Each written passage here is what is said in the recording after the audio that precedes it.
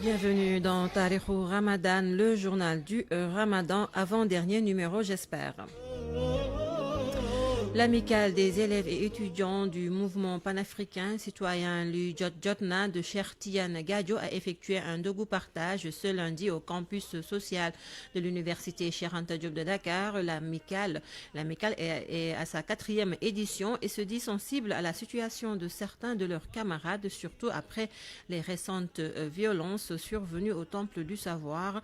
Écoutons à ce propos Abdoulaye Ngom, président du dit mouvement, au micro de Amadou Sabarba. On est à notre 4e édition déjà. La motivation, c'était que nous sommes des étudiants. Nous sommes en période de Ramadan. C'est un mois de partage, de solidarité. Donc nous avons jugé nécessaire de venir avec le peu que nous avons en termes de kit, de ndogu, voilà, pour offrir ça aux étudiants, à nos frères et sœurs et camarades. Nous sommes toujours dans l'espace. Il y a nos frères, il y a nos sœurs, mais surtout il y a nos camarades étudiants qui sont dans cet espace-là. Donc aussi on vient là avec quelle que soit la somme pour en venir un peu au budget. C'est pas du tout important. On avait misé sur 1000, sûrement c'est pas possible. Donc voilà, on est entre les 500 kits. Mais quand même, on a frôlé un peu les millions. C'est pas très petit. Ici, tout ce que tu peux amener, c'est pas du tout suffisant en termes de partage. Si nous pouvions faire 100 000 kits, on allait le faire. C'est un petit espace qui est là et qui dans lequel il y a beaucoup d'étudiants. Donc c'est possible qu'il y ait parfois des malentendus.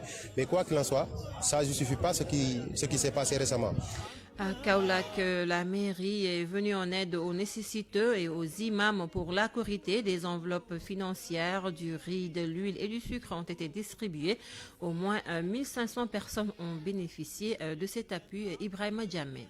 Ils étaient très nombreux dans la cour de la mairie de Kaolack. Des centaines de personnes ont fait le déplacement pour bénéficier des appuis de la municipalité par le biais de la commission sociale. Mariam Assar, maire de Kaolack. Nous sommes là aujourd'hui pour venir en appui ou en aide à 1556 indigents, personnes nécessiteuses en enveloppe et en denrées alimentaires, comme vous le voyez ici. Du riz, du sucre, de l'huile, entre autres denrées alimentaires ont été distribuées, sans compter des enveloppes financières. Nous avons aussi appuyé 264 imams avec des enveloppes variant entre 50 à 90 000 parce que le summum, on ne peut pas le dépasser, c'est 100 000 francs dans les États.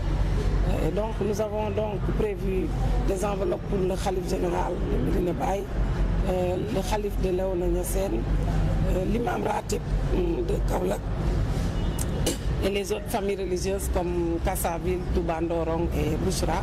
Nous avons donc prévu 35 millions pour pouvoir appuyer et les familles religieuses et les personnes nécessiteuses au niveau de toute la commune de Kaolack. La commission sociale de la mairie procède ainsi à chaque veille de fête musulmane ou catholique et les bénéficiaires sont sélectionnés par les conseils consultatifs de quartier à travers des critères bien définis pour toucher les vrais indigents. Ibrahim Tchame Kaolack, Radio Futur Média. Et puis la fondation Sokhna Bali Muntaha déroule son plan d'action lancé il y a 6 mois. Elle a déjà à son actif plusieurs opérations d'aide aux démunis pour plus de 60 millions de francs CFA. Des kits alimentaires ont été remis ce lundi aux populations des quartiers périphériques et aux Dara en vue de préparer la Korité.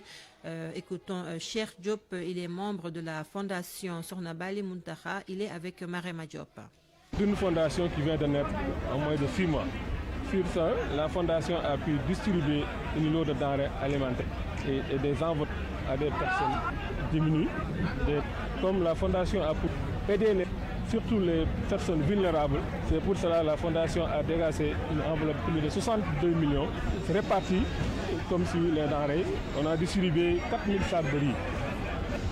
On a distribué 900 bidons d'huile et 950 cartes de spaghettis et 600 sacs de cartes alimentaires et 200 cartons de lait. Et aussi, on a distribué aussi des enveloppes, on a réparti l'hôpital Madame Bozé et les Touba Kekanam. La fondation a pu distribuer une enveloppe de 7 500 000 espèces. La poste de santé de Brokhane a pu bénéficier 1,5 million de sa fondation va sortir au niveau national et aller au niveau international pour pouvoir collecter des moyens et des dons pour venir aider les gens qui ont besoin. Le fondateur de la fondation, c'est Sokhna Bali Mbake. C'est elle qui a créé la fondation Sokhna Bali Muntaha Mbake. C'est la personne morale de la fondation. Le Zakatul Fitr, c'est ce dont l'imam Mokhtar Ndiaye de la grande mosquée de Liberté 6 nous parle avec, voilà, il nous parle du Zakatul Fitr, l'une des actions les plus saluées pour le mois béni du Ramadan. Nous l'écoutons. L'aumône de la rupture du jeûne appelé Zakatul Fitr est une aumône due à la fin du Ramadan. C'est une tradition très recommandée que le jeûneur doit s'acquitter pour lui-même ainsi qu'à toute personne dont il assure sa nourriture quotidienne. Le but de la Zakatul Fitr est d'abord de purifier l'âme du jeûneur de tout acte ou propos obscènes commis durant la période de jeûne. Son but est également d'aider les pauvres et les nécessiteux à rester chez eux et à ne pas s'adonner à la mendicité le jour même de la Korité. C'est une aumône qu'on doit s'acquitter sur la base de la nourriture la plus généralement en usage dans la localité, c'est-à-dire la nourriture la plus consommée. Et pour ce qui est de la quantité, elle est évaluée à 1,8 kg, voire 2 kg par tête de personne. Même le bébé qui vient de naître, on doit lui s'acquitter de cette aumône qu'est la Zakatul Fitr. Et il est important de préciser à l'opinion que la Zakatul Fitr doit être s'acquittée le jour même de la Korité, de l'aube jusqu'avant d'aller à la prière. C'est le moment obligatoire et préféré. Il peut néanmoins être s'acquitté 1 ou 2 jours avant la fête de la Korité. Ibn Abbas nous dit à ce propos même وَمَنْ أَدَّاهَا قَبْلَ الصَّلَاةِ فَهِيَ زَكَاةٌ مُتَقَبَّلَةٌ وَمَنْ أَدَّاهَا بَعْدَ الصَّلَاةِ فَهِيَ صَدَقَةٌ مِنَ الصَّدَقَاتِ. Celui qui s'en acquitte avant la prière aura le mérite de la Zakatul Fitr. Mais livré après la prière, elle sera tout simplement considérée comme une simple aumône.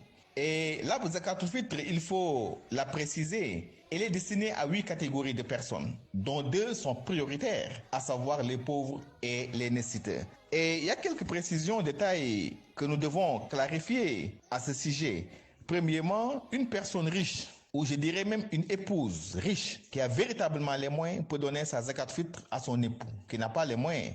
Mais le contraire est banni, parce que la dépense quotidienne de l'épouse incombe au mari. Deuxième précision, il n'est pas permis de transférer sa Zakatul Fitr d'une localité à une autre que par nécessité. C'est-à-dire si cette localité ne dispose pas de pauvres ou de nécessiteux. Donc il est recommandé de s'acquitter la Zakatul Fitr là où vous résidez. Troisième précision, celui ou celle qui n'a pas les moyens de la sortir, il est dispensé. Allah nous le dit, La yukallifullah nafsan illa wus'aha. Allah subhanahu wa ta'ala n'impose à aucune âme une charge supérieure à sa capacité. Donc celui qui n'a pas les moyens, il est dispensé. Quatrième précision, il est formellement interdit de réserver la Zakatul Fitr pour une tierce personne. Une fois qu'on en dispose, on doit s'en débarrasser avant la prière pour avoir bien entendu le mérite de la Zakatul Fitr. Cinquième précision, il est permis de s'acquitter la Zakatul Fitr en argent liquide, mais seulement, il faut le préciser, mais seulement en cas de contrainte pour la donner en nourriture.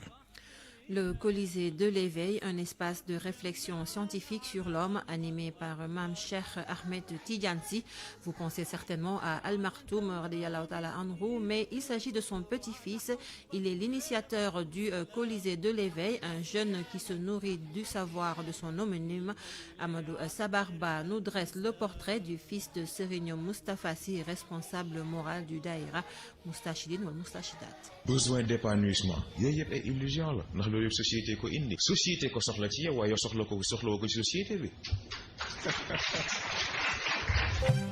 Une voix très connue par les Mourtachides et même par cette jeunesse épris du savoir, Mam Cheikh Ahmed Tidjansi, fils de Serigne Moustapha Sy, responsable moral du Daïratul Moustarchidine wal Moustarchidati, âgé entre 23 et 25 ans selon une source. Mam Cheikh, homonyme de Al Maktoum, paix à son âme, a fini de gagner la sympathie des fidèles de par ses sorties. Passionné du savoir avec une rigueur scientifique, il est l'initiateur du Colisée de l'éveil. Objectif, maintenir le flambeau de la vérité sans lequel la cité du pénombre serait perdue. À jamais, ce rendez-vous d'échange et de réflexion entre jeunes de toutes confréries et de religions différentes est axé sur l'humain. Un agora basé sur un triptyque, le physique, l'intellectuel et le spirituel. Digne élève de son maître, Mam Cheikh Ahmed Tidjan concilie l'élégance dans les idées, l'éloquence dans les prises de parole et la fermeté dans le raisonnement, d'où la rigueur scientifique reconnue par ses pairs. prière. Le jeune Moustarchid a l'art de connecter le spirituel et le temporel, pour reprendre le professeur de communication Mamcher Ndiaye, coach en développement personnel et chroniqueur. Très proche de son père, il se réclame talibé du responsable moral des Moustarchidines ou Moustarchidati. Dans les programmes du Daïra, il est à fond dans l'organisation. Comme tous les jeunes de sa génération, Mamcher Ahmed Tidjane Ibn Serine Mustafa, appelé capitaine par des fidèles. Mamcher Dijer, il est sans doute l'incarnation de son homonyme Al Maktoum, qui à 14 ans a terminé le cycle inférieur et moyen des études islamiques et à 16 ans son premier ouvrage appelé Les Vices des Marabouts. Amadou Sabarba, rappelons qu'il s'agit de la première édition du Colisée de l'éveil. Et puis le comité scientifique du mouvement Moustachidine ou Moustachidati qui clôture aujourd'hui l'université du Ramadan. Le programme pour la grande mosquée de Massalikul Jinan. Je vous laisse avec Mor Dagasila. Il est le chargé de la communication du comité d'organisation du Grand Ogout. Nous l'écoutons. L'avant-dernier jour du programme Ramadan ici à la mosquée Massalikul Jinan va commencer comme d'habitude à partir de 15h par la tradition du livre Massalikul Jinan, les itinéraires du paradis. L'imam Issa Gueye va continuer la tradition de ce livre. Et aujourd'hui, il va traiter les 3 sous-chapitres, à savoir les moments où Allah exauce les prières, les lieux où Allah exauce les prières, mais aussi les personnes à qui on exauce leurs prières. Ce sera suivi par une causerie sur le livre en théologie Fawdul Mohni. Ce sera animé par l'imam Cheikh Aouba Gueye. À partir de 17h, on va commencer la lecture du Saint-Coran et du panégyrique Diwan Khoraniya qui sera suivi par la prestation des Khassaïd. Aujourd'hui, le Kourel Djessoun a l'honneur de recevoir le daïra situé en banlieue dakaroise, Mafatihul Bichri, surtout à Pékin. 21h sera la prière du guet sous la direction de l'imam Serigne Bassirou Lo. Son prêche du jour va porter sur l'importance de Zakatul Fitr, le monde du Ramadan et le pardon. L'imam Serigne Aboul Baraka Mbacké va diriger toujours la prière du Nafila. Entre 3h du matin et 5h du matin, les imams Guédé Gueye et Serigne Cheikhouna Lo vont perpétuer la prière du Khiyamul Layli et on achemine aujourd'hui vers la fin du Saint-Coran. C'est tout pour ce numéro de Tariq Ramadan. Merci de l'avoir suivi et de rester fidèle au programme de la radio.